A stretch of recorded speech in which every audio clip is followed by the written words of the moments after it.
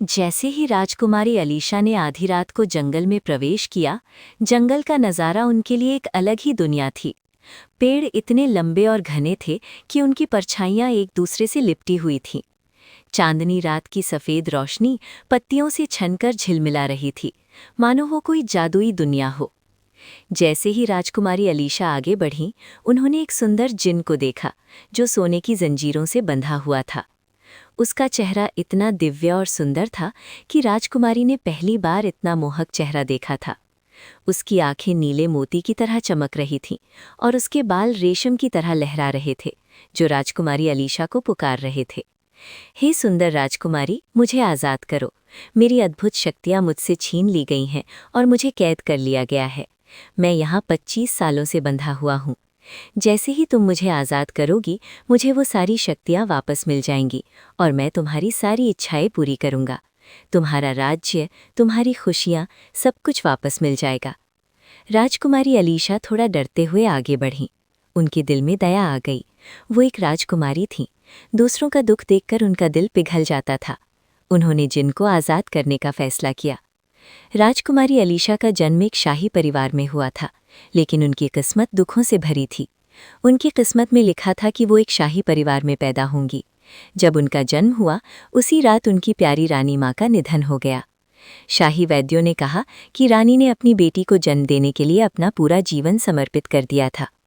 राजकुमारी अलीशा ने अपनी माँ का चेहरा तक नहीं देखा था। राजा अपनी रानी से बहुत प्यार करते थे, इसीलिए जब वे राजकुमारी को देखते तो उन्हें अपनी रानी की याद आती और वे उदास हो जाते थे। राज्य के मंत्रियों के दबाव में राजा ने बहुत जल्द दूसरी शादी कर ली। नई रानी का नाम रानी सुमित्रा था। राजकुमारी अलीशा का पालन पोषण अब उनकी सौतेली माँ के हाथों में था। रानी सुमित्रा राजकुमारी अलीशा से बहुत जलती थी, क्योंकि दरबार में हर कोई उनकी सुंदरता और शाही अंदाज के लिए उनकी तारीफ करता था। जब से राजकुमारी का जन्म हुआ था, राज्य में कोहराम मचा हुआ था और दुश्मन राज्यों ने हमला करना शुरू कर दिया था। रानी सुमित्रा हर समय राजा से कहती थीं कि ये राजकुमारी राज्य के लिए अपशगुन है। धीरे धीरे राजा ने भी अपनी बेटी से दूरी बनानी शुरू कर दी। राजकुमारी अलीशा बड़ी हो रही थीं, लेकिन माँ का प्यार और पिता का साया उनसे बहुत दूर थे। रात में वो अपने शाही कक्ष में अकेली सोती थीं। शुरुआत में उन्हें अंधेरे से डर लगता था। महल की ऊंची दीवारें और ऊंची छतें रात में डरावनी लगती थीं। वो पूरी रात सो नहीं पाती थीं, लेकिन धीरे धीरे उन्हें अकेले सोने की आदत हो गई। अब उन्हें अंधेरे से डर नहीं लगता था। राजकुमारी अलीशा 15 साल की थी। उनका सुंदर चेहरा और जादुई आंखें बिल्कुल उनकी माँ की तरह थीं। उनके लंबे काले बाल रेशम की तरह चमकते थे और जब वो चलती थीं तो उनका शाही अंदाज देखकर ऐसा लगता था मानो कोई परी चल रही हो। लेकिन अब वो काफ़ी बहादुर भी थीं। उन्हें पढ़ने और कला सीखने का बहुत शौक था। राजा ने बहुत जोर दिया और उनका दाखिला करवा दिया, राज्य के सबसे अच्छे गुरुकुल में। रानी सुमित्रा काफ़ी परेशान थी कि राजकुमारी को इतनी सुविधाएं क्यों मिल रही हैं। ऊपर से शाही खर्चे भी बढ़ रहे थे। रानी सुमित्रा राजकुमारी अलीशा पर बहुत गुस्सा करती थीं। राजा और रानी सुमित्रा मुख्य महल में रहते थे, जबकि राजकुमारी की दादी और बुआ एक छोटे किले में रहती थीं, जो राज्य के बाहर था। ये जगह मुख्य महल से काफ़ी दूर थी और ये जंगलों से घिरी हुई थी। कभी कभी राजा अपनी माँ से मिलने जाते थे, लेकिन अब तक राजकुमारी अलीशा ने अपनी दादी का चेहरा भी नहीं देखा था। वो बहुत जिद करती थी कि वो भी अपनी दादी से मिलना चाहती हैं, लेकिन राजा सख्ती से मना कर देते थे। राजकुमारी अलीशा पढ़ाई में बहुत होशियार थीं। वो तीरंदाजी, तलवारबाजी, घुड़सवारी, संगीत, नृत्य और विभिन्न अन्य भाषाओं में माहिर थीं। वो गुरुकुल की सबसे बुद्धिमान छात्रा थीं, लेकिन रानी सुमित्रा उनकी शिक्षा के खिलाफ थीं। वो कहती थीं कि लड़कियों को इतना पढ़ने की ज़रूरत नहीं है। समय ऐसे ही बीतता गया और राजकुमारी अलीशा अब 20 साल की हो गई थीं। वो बहुत सुंदर थीं। उनका चमकता चेहरा, दयालु स्वभाव, शाही अंदाज और धार्मिक स्वभाव सभी को मोहित कर लेता था।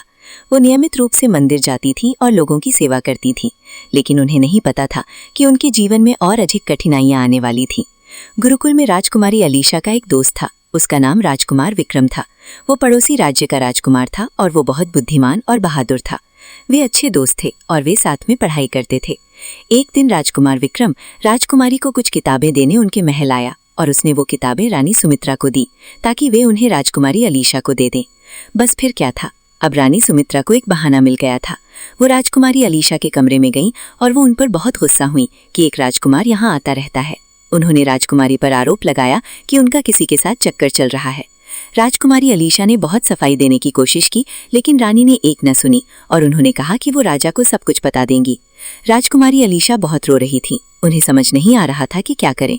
जब राजा रात को अपने कमरे में आए, रानी सुमित्रा ने सब कुछ बढ़ा चढ़ाकर बताया कि राजकुमारी का एक राजकुमार के साथ चक्कर चल रहा है और वो शाही परिवार की इज्जत मिट्टी में मिला रही हैं। राजा बहुत क्रोधित हुए और वे राजकुमारी अलीशा के कमरे में गए। उन्होंने राजकुमारी को बहुत डांटा और कहा कि वो कल से गुरुकुल नहीं जाएंगी, और उन्होंने ये भी कहा कि वो सुबह उसे रानी के पास भेज देंगी। अब तुम वहीं रहोगी, यहाँ नहीं। राजकुमारी अलीशा ने उन्हें समझाने की बहुत कोशिश की कि राजकुमार विक्रम उनका दोस्त है और वो उन्हें किताबें देने आया था, लेकिन राजा ने एक न सुनी। राजकुमारी पूरी रात रोती रही। उनके सपने टूट गए थे, उनकी शिक्षा अधूरी रह गई थी और वो अपने पिता से अलग होने वाली थीं। सुबह रानी सुमित्रा ने राजकुमारी का शाही सामान पैक कर दिया। वो बहुत खुश थीं क्योंकि उनकी योजना सफल हो गई थी।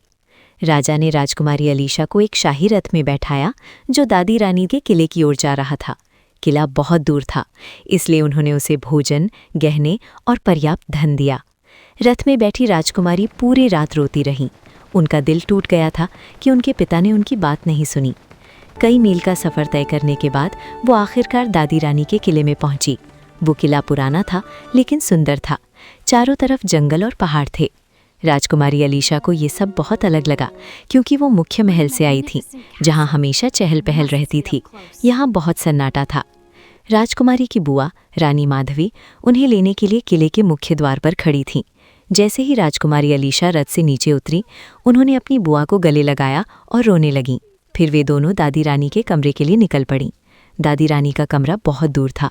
वहां पहुंचने के लिए किले के अंदर लंबी गलियों से गुजरना पड़ता था। जब राजकुमारी अलीशा दादी रानी के कमरे में पहुंची तो दादी रानी कमला देवी ने अपनी पोती का बहुत प्यार से स्वागत किया। वो अपनी पोती को कई सालों बाद देख रही थीं। दादी रानी की आंखों में खुशी के आंसू आ गए। मेरी प्यारी पोती, आखिरकार तुम आ ही गईं। मैंने तुम्हें बचपन से सिर्फ तस्वीरों में ही देखा है। तुम कितनी सुंदर हो गई हो, बिल्कुल अपनी माँ की तरह। समय बीतता गया और राजकुमारी अलीशा अपनी दादी रानी की बहुत सेवा करने लगी। दादी रानी बूढ़ी थी और उन्हें कई बीमारियां थीं। राजकुमारी उनके लिए दवाइयां लाती थी, वो उनका खाना बनाती थी और उनसे पुरानी कहानियां सुनती थीं। दादी रानी बिस्तर पर लेटी थीं और बहुत कमज़ोर दिख रही थीं। उनकी सांसें धीमी चल रही थीं और उनका चेहरा पीला पड़ गया था। राजकुमारी डर गई। उन्होंने दादी रानी का हाथ अपने हाथों में लिया और कहा, दादी रानी, आप जल्दी ठीक हो जाइए, मैं आपकी अच्छी देखभाल करूंगी। दादी रानी ने धीरे से अपनी आंखें खोलीं और राजकुमारी को देखा। उनकी आंखों में एक अजीब सी चमक थी, मानो वो कुछ छिपा रही हों। दादी रानी की दवाइयाँ ख़त्म हो गई थीं। पहले चाची रानी माधवी दवाइयाँ लाया करती थीं, लेकिन अब उन्होंने ये जिम्मेदारी राजकुमारी अलीशा पर डाल दी थी। राजकुमारी अपनी दादी रानी के लिए हर दिन दवाइयाँ लाती थीं। दवाइयाँ लाने के लिए वो सुबह किले से निकलती और शाम को वापस आती। डॉक्टर की दुकान किले से थोड़ी दूर बाजार में थी। राजकुमारी अलीशा अपने शाही घोड़े पर सवार होकर जाती थी। किले से बाजार जाने के दो रास्ते थे। एक जंगल से होकर गुजरता था जो छोटा था, और दूसरा लंबा था लेकिन वो सुरक्षित था। दादी रानी हर दिन अपनी पोती को समझाती थी, बेटी जंगल के रास्ते से मत जाना, वहाँ जुन्नात की बहुत खतरनाक जगह है। उन्होंने कई लोगों को नुकसान पहुँचाया है। किले में भी हर कोई राजकुमारी से कहता था कि उस जंगल में न जाएं, अपनी रक्षा करें। राजकुमारी के मन में एक सवाल था, इस जंगल में ऐसा क्या है जिससे सब इतना डरते हैं। एक दिन जब राजकुमारी डॉक्टर की दुकान से लौट रही थी दवाइयाँ लेकर, तो एक बूढ़ी औरत ने उनका हाथ पकड़ लिया। बूढ़ी औरत की आवाज़ डर से भरी थी। राजकुमारी, वो जंगल केवल पेड़ पौधों और जानवरों का नहीं है, वहाँ कुछ और भी है, कुछ ऐसा जो इंसान की आत्मा छीन सकता है। 25 साल पहले वहाँ एक शक्तिशाली जिन को कैद किया गया था, तब से वो जंगल शापित है। राजकुमारी अचानक डर गईं, लेकिन उन्होंने अपनी हिम्मत जुटाई। वो एक राजकुमारी थी, उन्हें बचपन से ही ईश्वर पर भरोसा था। उन्होंने बूढ़ी औरत को धन्यवाद दिया और अपने रास्ते चल पड़ी। लेकिन रास्ते में वो उन्हीं बातों के बारे में सोचती रही। एक शाम जब राजकुमारी बाजार के दूसरे कोने पर गईं तो बहुत देर हो चुकी थी। सूरज ढल चुका था और अंधेरा हो रहा था। किले के लोगों ने उन्हें जंगल के रास्ते से वापस न आने के लिए कहा था, लेकिन वो सबसे छोटा रास्ता था। राजकुमारी ने सोचा, मैं जल्द ही किले पहुंच जाऊंगी, भगवान मेरी रक्षा करेंगे। उन्होंने घोड़े की लगाम थामी और जंगल के रास्ते पर चल पड़ी। जंगल में बहुत सन्नाटा था, पक्षी अपने घोंसलों में जा चुके थे। हवा में एक रहस्यमयी सरसराहट थी, मानो कोई उसे कुछ कह रहा हो। राजकुमारी ने अपने दिल से कहा, हे भगवान मेरी रक्षा करना, और तो आगे बढ़ती रहीं। जैसे ही वो थोड़ा आगे बढ़ी उन्हें कुछ अजीब महसूस हुआ। घोड़ा भी बेचैन हो रहा था। उन्हें अपने पीछे से हल्की आवाज़ें सुनाई दी, मानो कोई उनका पीछा कर रहा हो। उन्होंने पीछे उड़कर देखा, लेकिन वहाँ कोई नहीं था। उन्होंने घोड़े की रफ्तार बढ़ा दी, लेकिन अब वो आवाज़ें करीब आ रही थीं। राजकुमारी के दिल की धड़कन तेज हो गई और उनके माथे पर पसीना आने लगा।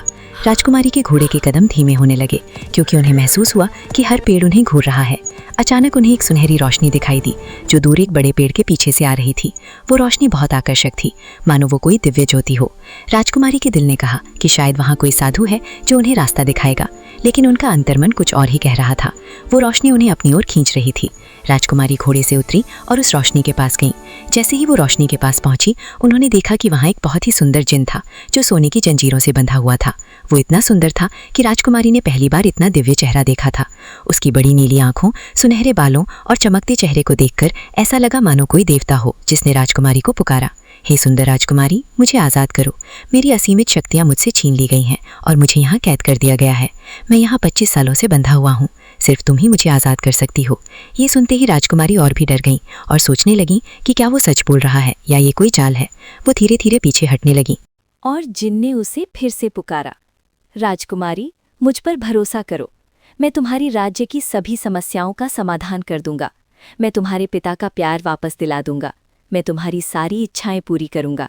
बस मुझे यहाँ से आज़ाद कर दो। राजकुमारी के पास अब कोई और रास्ता नहीं था, क्योंकि वो जंगल के अंदर फंसी हुई थी और रात बहुत अंधेरी थी। जिन ने कहा, राजकुमारी जल्दी करो, क्योंकि अगर इस जंगल के बुरे जिन्नों को पता चल गया कि तुम यहाँ आई हो तो वे तुम्हें नहीं छोड़ेंगे।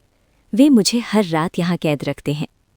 राजकुमारी ने कांपती आवाज़ में पूछा, मैं तुम्हें कैसे आज़ाद कर सकती हूँ? जिन ने कहा, तुम्हारी बाईं ओर एक पुराना मंदिर है। उस मंदिर में एक दिव्य ताबीज़ रखा है। तुम्हें उसे मेरे पास लाना होगा। बुरी जिन तुम्हें इस ताबीज़ को ना छूने के लिए कहेंगे, लेकिन तुम उनकी बात मत सुनना। तुम्हें वो ताबीज़ मेरे पास लाना है। राजकुमारी अलीशा धीरे धीरे मंदिर के लिए निकल पड़ी। वो मंदिर बहुत पुराना था। दीवारों पर पुरानी तस्वीरें और मूर्तियां थीं। राजकुमारी डरते हुए मंदिर के अंदर गईं। जैसे ही उन्होंने प्रवेश किया, उनके सामने एक रहस्यमयी नज़ारा था। दीवारों पर अजीब तस्वीरें थीं और बीच में एक वेदी पर सोने का ताबीज़ रखा हुआ था। वो ताबीज़ चमक रहा था। अचानक उनके सामने एक भयानक जिन्न आ गया। उसके बड़े बाल, लंबे नाखून और डरावनी आंखें थीं। उसने भयानक आवाज़ में कहा, तुम यहाँ क्यों आई हो राजकुमारी? वापस जाओ, वरना तुम बहुत मुसीबत में पड़ जाओगी। अगर तुमने इस ताबीज़ को छुआ तो मैं तुम्हें नहीं छोड़ूंगा। ये ताबीज़ उस जिन को आज़ाद कर देगा जो 25 सालों से यहाँ कैद है। ये सुनकर राजकुमारी अलीशा और भी डर गईं। उनके हाथ कांपने लगे और दिल तेज़ी से धड़कने लगा, लेकिन उनके मन में ये ख्याल आया कि वो जिन सच कह रहा था। उन्होंने मन ही मन फैसला किया कि वो ताबीज़ ज़रूर लेंगी। राजकुमारी अलीशा ने हनुमान चालीसा का पाठ किया। उन्होंने भगवान का नाम लिया और बुरे जिन पर फूंक मारी। बुरा जिन पीछे हट गया और गुस्से में चिल्लाने लगा। राजकुमारी ने तुरंत ताबीज़ उठाया और मंदिर से बाहर भाग गईं। जब कैद जिन ने देखा कि राजकुमारी अलीशा हाथ में दिव्य ताबीज़ लिए उसकी ओर आ रही हैं, तो वो बहुत खुश हुआ और बोला, जल्दी करो राजकुमारी, बुरा जिन तुम्हारे पीछे आ रहा है। राजकुमारी जल्दी से उसके पास पहुंची और उसे ताबीज़ दे दिया। जैसे ही ताबीज़ उसके हाथ में आया, पूरा जंगल कांपने लगा। सोने की जंजीरें टूटकर गिर गईं। जंगल में सुनहरी रोशनी फैल गई और डरावने जिन्नों की आवाज़ें गूंजने लगीं। ये आवाज़ें इतनी तेज़ और डरावनी थीं कि राजकुमारी अलीशा की सुध-बुध खो गई। वे बेहोश होकर ज़मीन पर गिर पड़ीं। जैसे ही सुबह की रोशनी हुई, राजकुमारी अलीशा ने अपनी आंखें खोलीं। उन्होंने देखा कि वो अपने किले के कमरे में अपने शाही बिस्तर पर लेटी थीं। वो बहुत हैरान थीं। मैं यहाँ कैसे आई? मैं तो जंगल में फंसी हुई थी। उन्हें विश्वास नहीं हो रहा था कि ये सब सपना था या हकीकत। वे तुरंत उठीं और स्नान किया और अपने कमरे के मंदिर में जाकर भगवान से प्रार्थना की। उनके दिल में एक अजीब सी शांति थी, मानो कोई भारी बोझ उतर गया हो। वो भगवान का शुक्रिया अदा कर रही थीं कि तभी उनके सामने वही सुंदर रूप प्रकट हुआ। उसे अचानक देखकर राजकुमारी थोड़ा डर गईं, लेकिन इस बार जिन की आंखों में दया और कृतज्ञता थी। जिन ने कहा, राजकुमारी अलीशा, तुम्हें डरने की ज़रूरत नहीं है। मैं तुम्हें नुकसान पहुंचाने नहीं, बल्कि तुम्हारी मदद करने और धन्यवाद देने आया हूँ। ये सुनकर राजकुमारी को थोड़ी राहत मिली और वो जिन से बात करने लगी, जिसने राजकुमारी को पूरी सच्चाई बताई। उस रात जब तुमने मुझे वो दिव्य ताबीज़ दिया, मुझे वो सारी शक्तियाँ वापस मिल गईं जो 25 साल पहले मुझसे छीन ली गई थीं। मैं एक अच्छा जिन हूँ। लेकिन बुरे जिन्नों ने मुझ पर जादू करके मेरी शक्तियाँ छीन ली थीं और मुझे उस जंगल में कैद कर दिया था। अब मैंने उस पूरे जंगल से सभी बुरे जिन्नों को भगा दिया है। अब वो जंगल पूरी तरह से सुरक्षित है। कोई भी यात्री वहाँ से सुरक्षित निकल सकता है। तुमने मेरी इतनी मदद की है कि मैं हमेशा तुम्हारा आभारी रहूँगा। अब तुम्हारी मदद करने की मेरी बारी है।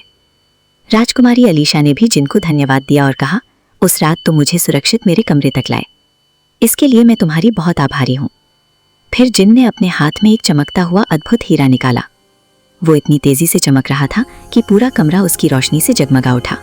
वो कोई साधारण हीरा नहीं था, बल्कि एक जादुई हीरा था जो अपार खुशियाँ देता था। जैसे ही राजकुमारी अलीशा ने हीरे को देखा, उनकी आंखें खुशी से चमक उठीं, क्योंकि उन्हें एहसास हो गया था कि उनका जीवन बदलने वाला था। जिन ने वो हीरा राजकुमारी को दिया और कहा, ये जादुई हीरा तुम्हारी सारी समस्याओं को हल कर देगा। इसकी वजह से तुम्हें वो सब कुछ मिलेगा जिसके तुम लायक हो। अब मैं अपने कबीले में वापस जा रहा हूँ और अब तुम्हें उस जंगल में कोई बुरा जिन नहीं दिखेगा। ये कहकर जिन गायब हो गया। राजकुमारी अलीशा बहुत खुश थीं, क्योंकि अब उनके अधूरे सपने पूरे होने वाले थे। राजकुमारी ने जादुई हीरे को अपने हाथ में लिया और अपनी दादी के पास गईं। वो अपनी दादी के पास गईं और उन्हें उस रात हुई सारी बातें बताईं। उनकी दादी पहले थोड़ी परेशान हुई और बोली, अगर तुम्हें कुछ हो जाता तो मैं खुद को कभी माफ नहीं कर पाती, लेकिन ऐसा लगता है कि भगवान ने तुम्हारी रक्षा की है। इस किले में केवल उनकी दादी ही थी जो राजकुमारी अलीशा से सच्चा प्यार करती थी। बाकी परिवार उन्हें शापित मानता था। राजकुमारी ने कहा, अब मैं राज्य के सबसे बड़े और अच्छे वैद्य से आपका इलाज करवाऊंगी।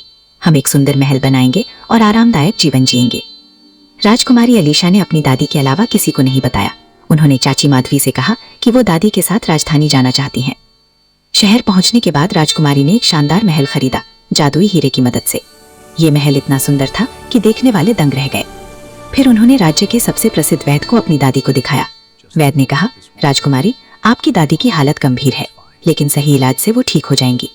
दादी का सबसे अच्छा इलाज शुरू हुआ। राजकुमारी अलीशा ने अपनी शिक्षा वहीं से फिर शुरू की जहां छोड़ी थी। उन्होंने राज्य के सर्वश्रेष्ठ शिक्षक से तलवारबाजी, राजनीति और विभिन्न कलाएं सीखी। उनका सपना एक दिन एक सक्षम शासक बनने का था। कुछ ही महीनों में दादी की तबीयत पूरी तरह ठीक हो गई। वे फिर से सामान्य हो गईं। राजकुमारी अलीशा अपनी दादी के साथ बहुत खुश थीं। वे दोनों सुंदर महल में आराम से रहने लगीं। राजा को राजकुमारी के महल और नए जीवन के बारे में पता चलने में कुछ समय लगा।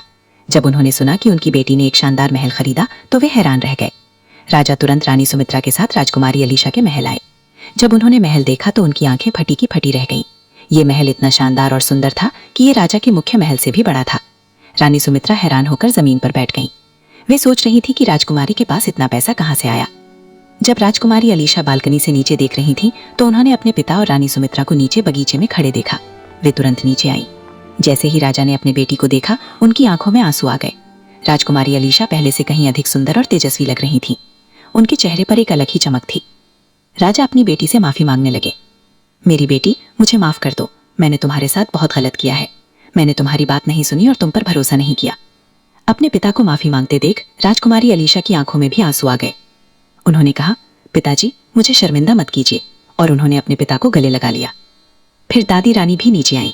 वे पहले से बेहतर दिख रही थीं। राजा अपनी माँ को देखकर हैरान थे कि वो इतनी स्वस्थ कैसे हो गईं। राजकुमारी अलीशा ने अपने पिता को अपने दिल की बात बताई।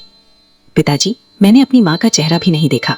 मुझे आपके प्यार और सहारे की ज़रूरत थी, लेकिन मैं 20 साल तक आपके प्यार के लिए तरसती रही। मैं इस उम्मीद में जी रही थी कि एक दिन मेरे पिता मुझसे प्यार करेंगे और मुझसे बात करेंगे, लेकिन आखिरकार आपने मुझे घर से निकाल दिया। रानी और राजा दोनों की आंखों में आंसू थे।